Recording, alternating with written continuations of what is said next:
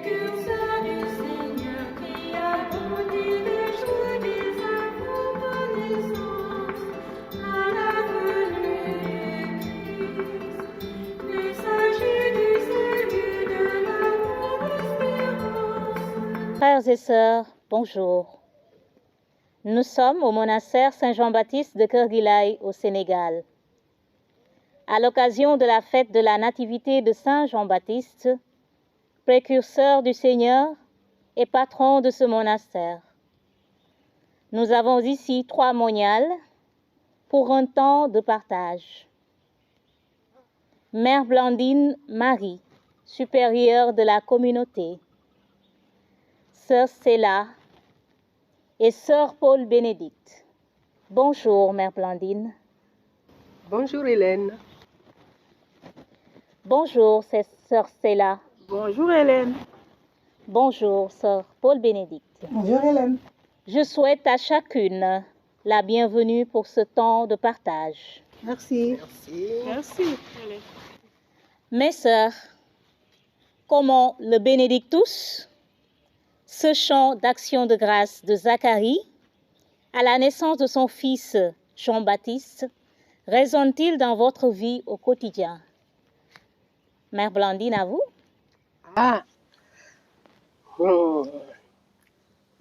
C'est justement ce que tu viens de dire. C'est l'action de grâce au quotidien. Notre vie doit être toute d'action de grâce, quelles que soient les circonstances. C'est comme nous le dit Saint Paul dans l'épître aux Thessaloniciens. Soyez toujours dans l'action de grâce. C'est la volonté de Dieu sur vous. Donc, chaque fois que nous chantons, nous relance dans cette... Oui. Et nous savons que l'action de grâce délie les liens, libère. Dès que Zacharie a ouvert sa bouche pour dès qu'il a écrit le nom de l'enfant, sa bouche, ses langues se sont déliées et le chant a jailli. L'action de grâce libère toujours. Parce que ça nous aide à dépasser nos petites difficultés, à nous centrer sur les merveilles de Dieu dans nos vies. Amen. Amen. Ça, c'est là? C'est cette action de grâce, justement, comme vient de le dire Mère Blandine. Une action de grâce, d'autant plus que les fresques de l'Église racontent cette naissance de Jean-Baptiste. C'est la joie qui éclate. Vraiment, c'est cette joie qui éclate. En plus de la chora, et quand c'est une solennité, il y a tous les instruments, si je puis dire. Donc, c'est l'action de grâce. L'action de grâce, cette action de grâce que Zacharie a adressée au Dieu d'Israël lors de la naissance de Jean-Baptiste. Oui. Et Jean-Baptiste, je pourrais compléter que Jean-Baptiste aussi, ce nom de Jean-Baptiste, je le trouve très rare. Jean-Baptiste, on rencontre rarement ce nom de Jean-Baptiste. Et j'ai découvert Jean-Baptiste en arrivant au monastère. Wow. Oui, j'ai découvert vraiment Jean-Baptiste en arrivant au monastère. Je confesse que le nom de Jean-Baptiste, je ne l'aimais pas du tout. Mais quand je suis arrivée au monastère, vraiment, c'est une découverte pour moi, Jean-Baptiste. Ce précurseur, oui, qui a bondi de joie. Amen. Oui. Amen. Comme l'a exprimé une de nos sœurs, d'ailleurs, dans un de ces chants-là. Précurseur du Seigneur qui a bondi de joie, dès avant sa naissance, alors, ainsi de suite. Voilà. Très beau. Merci beaucoup. Sœur Paul Bénédicte, un mot?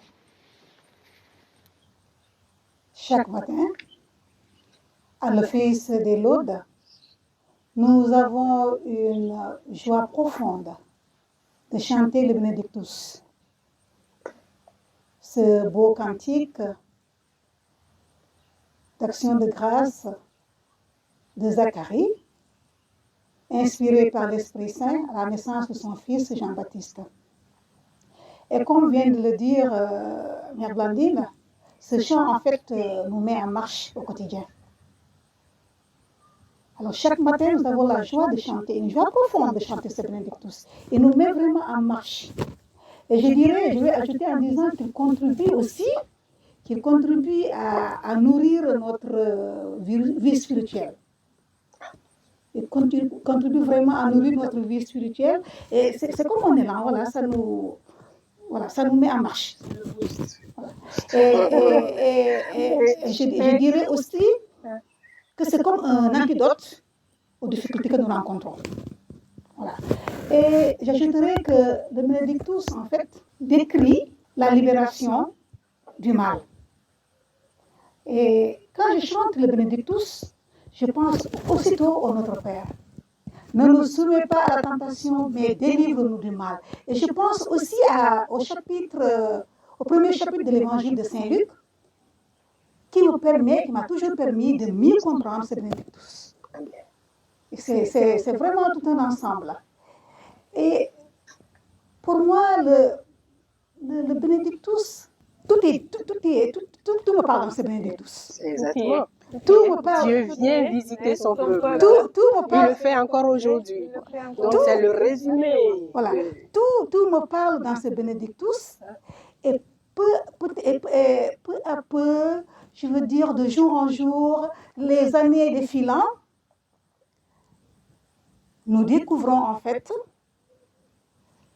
que tout est dirigé et comme baigné dans l'amour de Dieu. Voilà, c'est ce que j'ai envie vraiment de partager.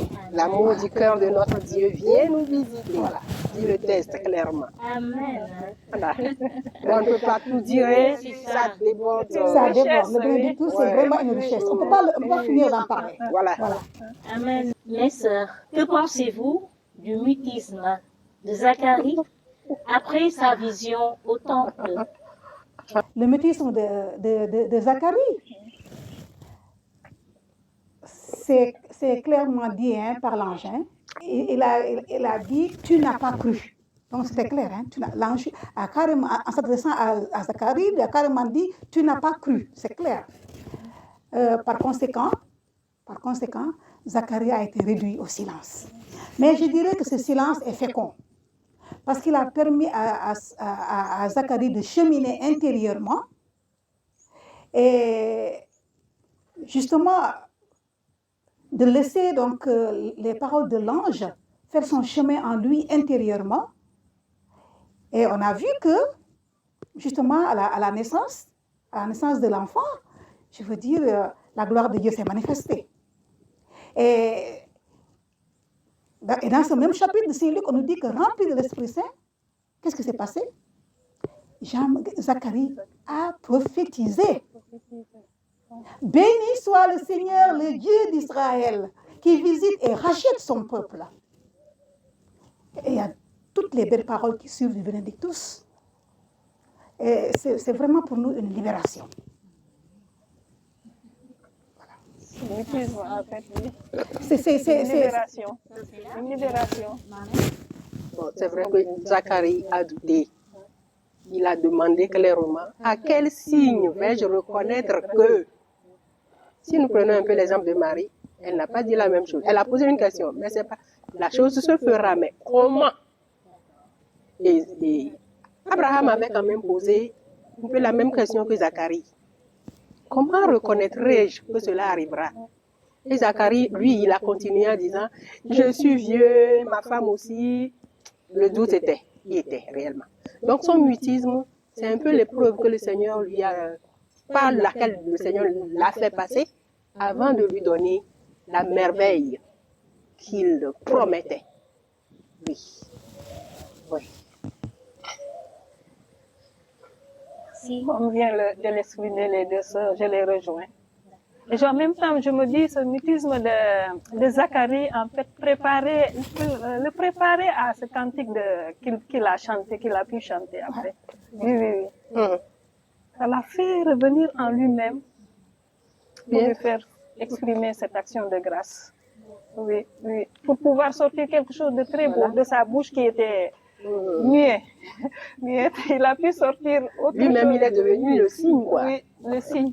Oui, jusqu'à ce que cela s'accomplisse. Exactement. Tout à fait. Et on voit aussi au 8e jour, au 8e jour de la naissance de leur enfant, Zacharie exprime par écrit le à même fait. prénom qu'Elisabeth, Elisabeth. sa femme. Tout à fait. Quelle est votre réaction face à cette situation en fait? Le fait que deux, voilà. C'est l'œuvre de l'Esprit Saint. Tout à fait. L'œuvre de l'Esprit Exactement. Saint. Voilà. Oui, l'œuvre de l'Esprit Saint. Le de l'Esprit Saint. Mais bon, il y a d'autres textes. Par exemple, pour Marie, l'ange lui est apparu et est apparu aussi à Joseph. Il se peut qu'il y ait eu quelque chose comme ça que l'évangile n'est pas retenu. Mais en tout cas, ce qui est clair, c'est le même esprit qui a parlé par les deux. Moi, je voudrais ajouter en disant que il faut aussi préciser que c'était un couple quand même idéal, je veux dire, en ce sens que tous les deux étaient justes devant Dieu. Ils étaient vraiment des justes devant Dieu. C'est bien dit dans l'évangile de Saint-Luc, au premier chapitre toujours. Donc, ils étaient justes devant Dieu, suivant irréprochablement les observances et les commandements de Dieu. Donc, c'était en fait, c'était pas un terrain neutre. C'était un terrain propice à la grâce de Dieu. Ah oui. Vous voyez. Et je pense que, La disponibilité. bien que Zacharie, je veux dire, avait la bouche muette, il avait ce mutisme, je pense qu'il y avait quand même une connexion spirituelle. Moi, ça ne m'étonne pas que... Et pourquoi pas, il pouvait même lui écrire ça puisqu'il savait écrire. Je pense que ça, pour moi, ça va de soi. Il y avait une connexion spirituelle. Et comme vient de dire sur cela, c'est l'œuvre de l'Esprit Saint. L'Esprit Saint. C'est l'œuvre de l'Esprit Saint. Il y avait forcément une connexion spirituelle entre eux. Merci beaucoup. Voilà. Donc, Ecce Agnus Dei. Wow. Voici l'agneau de Dieu. Mes sœurs, comment poursuivez-vous aujourd'hui la mission de Saint Jean-Baptiste dans votre communauté monastique? Autrement dit, comment à votre manière désignez-vous l'agneau de Dieu à tous ceux qui viennent à vous? Moi, je dirais d'abord à l'église, là, je suis face à ces fresques-là où, justement, l'agneau est désigné, la main de Jean-Baptiste était là, voici l'agneau de Dieu. D'abord, ça m'interroge moi-même d'abord. Où en suis-je de ma suite du Christ? Est-ce que je demeure avec lui, comme il a invité ses deux disciples à demeurer avec lui? Venez, voyez, et ils y allaient, ils demeuraient. Première chose, c'est ça, nous-mêmes là. Comment nous vivons ce éché. Ça rejoint ce que nous dit Saint Benoît dans la règle, ne rien préférer au Christ. Donc, ça me ramène là où j'en suis. Ne rien préférer à l'amour de Christ. Maintenant, comment nous le désignons, l'agneau de Dieu, à ceux qui viennent à nous? Je crois que nous le faisons sans parole, avec parole aussi. Et puis, par le témoignage de notre vie communautaire. Sans parole. Plusieurs fois, les gens arrivent ici, et Sœur Stella nous disait l'autre fois, les gens disent que dès qu'ils traversent la route là, ils rentrent dans le vent, notre route là, ils se sentent saisis. Surtout quand ils rentrent dans la clôture, ils se sentent saisis. L'atmosphère même du lieu, ça leur dit déjà un mystère. Il y a quelqu'un ici. Voici là. Donc, essayons de conserver cette atmosphère. Essayant de conserver cette atmosphère, nous désignons déjà l'agneau de Dieu à tous ceux qui viennent à nous. Et puis notre prière ouverte à eux, la parole de Dieu que nous y écoutons, que nous chantons, les psaumes là, qui portent toute, la sensibilité de l'homme, toutes les épreuves de l'homme se trouvent là-dedans. Et souvent les gens qui viennent à nous, c'est parce qu'ils sont accablés de quelque chose. Ils viennent pour s'en décharger sur le Seigneur, bien sûr. Tous citoyens sous le poids de Voilà. Et donc, par notre liturgie, nous leur désignons, ah, c'est l'agneau de Dieu, c'est lui qui va faire, c'est pas nous. Et puis, s'il y a occasion de parler, on parle aussi, pour pouvoir leur dire, ah, il suffit de faire confiance au Seigneur, il vous aime. Déposez votre charge, votre fardeau à ses pieds en toute confiance. et même à travers la devise de ce monastère. Voilà. La lampe qui brille et qui éclaire. Voilà. Je pense que c'est un témoignage que nous devons porter. Voilà. Et à chaque fois que les gens franchissent la clôture et viennent vers le monastère, c'est cette lampe qui brille et qui éclaire qui doit vraiment aider les gens. Et c'est même écrit sur la deuxième clôture. Exactement, oui. Cette lampe qui brille et qui éclaire. Qui ne doit pas être sur le boisseau, qui doit briller. Oui. Merci beaucoup. Et chez Agnès Dei, Hum. quand on arrive au monastère, les premières semaines, on est justement saisi par la mission de Saint Jean-Baptiste que chacun de nous doit incarner, n'est-ce pas? Et mes sœurs ont déjà si bien parlé, mais je voudrais ajouter que Jean-Baptiste était au désert.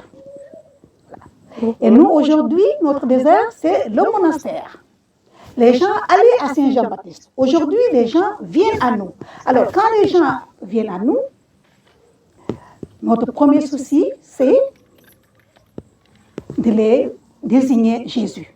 Pas de les garder pour nous, mais de les montrer Jésus. Pas de les garder pour nous, quelle que soit la proximité qui nous lie au fil des jours, parce qu'il y a des autres peut-être qui restent longtemps, il y a des autres peut-être qui restent de façon, qui sont de passage.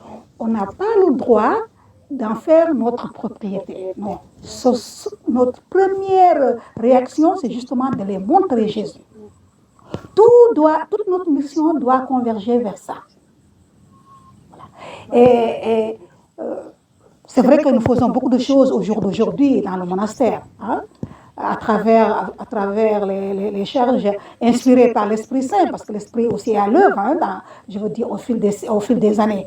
Le monastère a plus de 50 ans. À travers, et Mère Blandine aussi l'a dit, que ce soit l'accompagnement, les retraites que nous prêchons aussi, même si ce n'est pas de façon, je veux dire, grandiouse, mais régulière, mais il y a les retraites, les enseignements, l'écoute. C'est très, très important dans notre vie bénédictine monastique, parce que nous sommes des filles de Saint-Benoît, l'écoute qui est si chère à notre bien-aimé Père Saint-Benoît. Oui. Et l'office aussi. L'office divin, vous l'avez déjà dit, je ne vais qu'ajouter en fait, hein, beaucoup de choses. Tout ça, comme Saint Jean-Baptiste, tout ce qu'il a eu à faire, tout ce qu'il a eu à prêcher, le but, c'était de montrer Jésus. Alors nous, c'est ça en fait. Voilà. C'est ça qui nous meut aujourd'hui, montrer Jésus.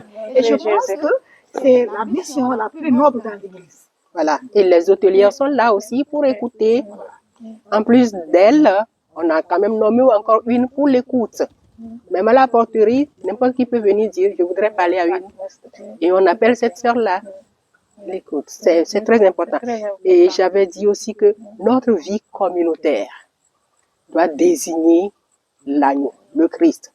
Les gens, en nous voyant vivre 15 femmes, disons, hein, ensemble, doivent se dire, si elles ne sont pas là à s'engueuler tous les jours, c'est qu'il y a quelqu'un qui les réunit.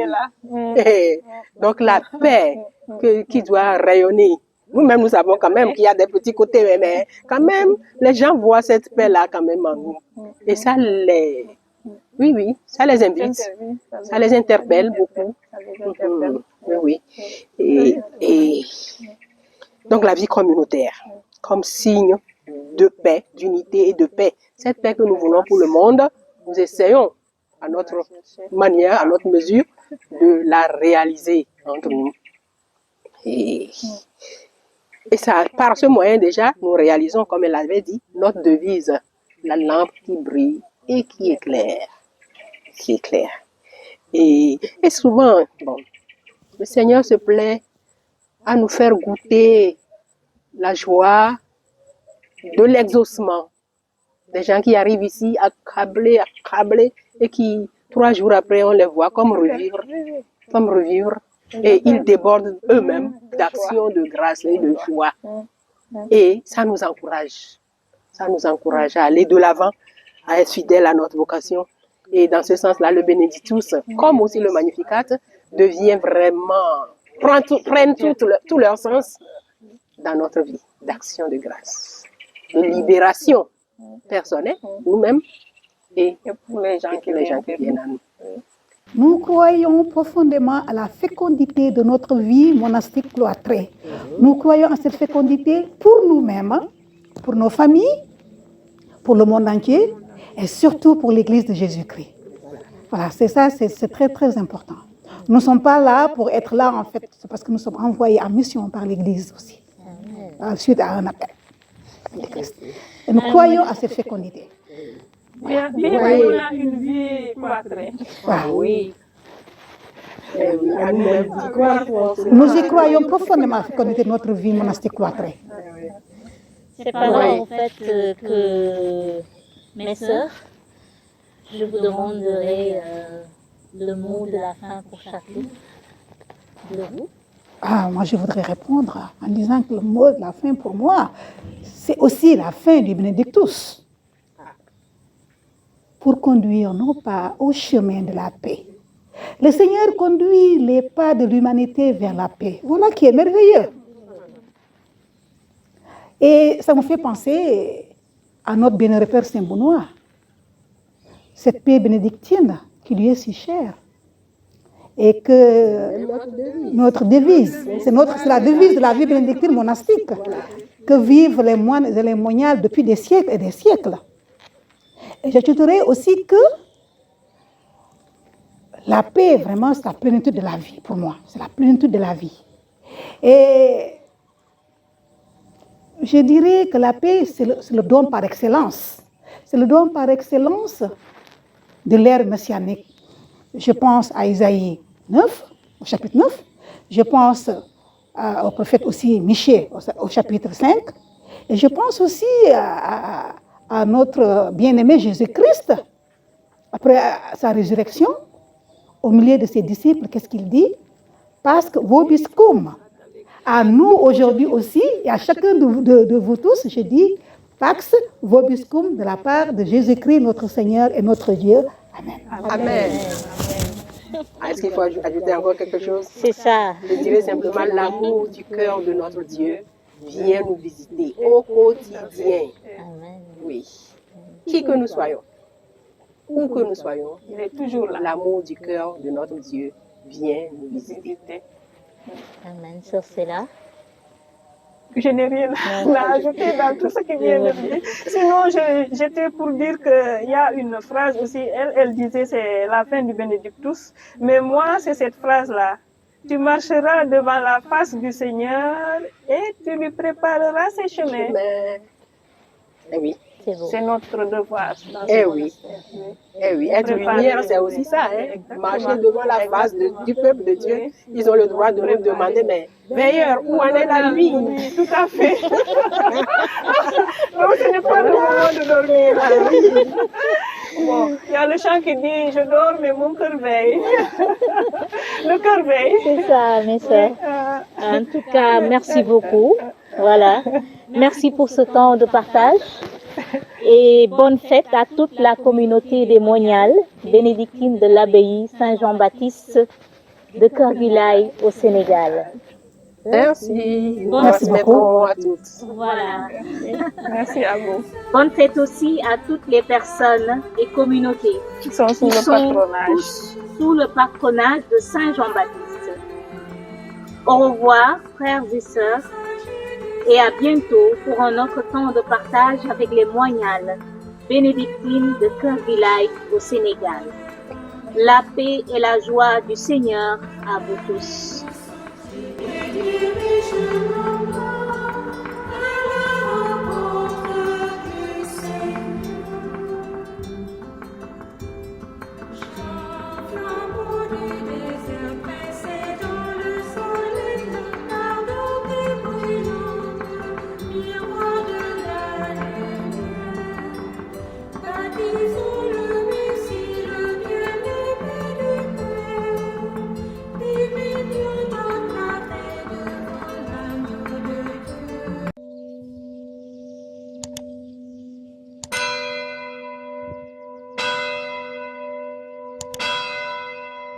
Frères et sœurs, bonjour. S'il vous plaît, veuillez vous abonner en tapant sur notre page YouTube. Abbaye Saint-Jean-Baptiste de Kerguilaï, Monial Bénédictine, pour découvrir notre vie monastique. Merci, que Dieu vous bénisse.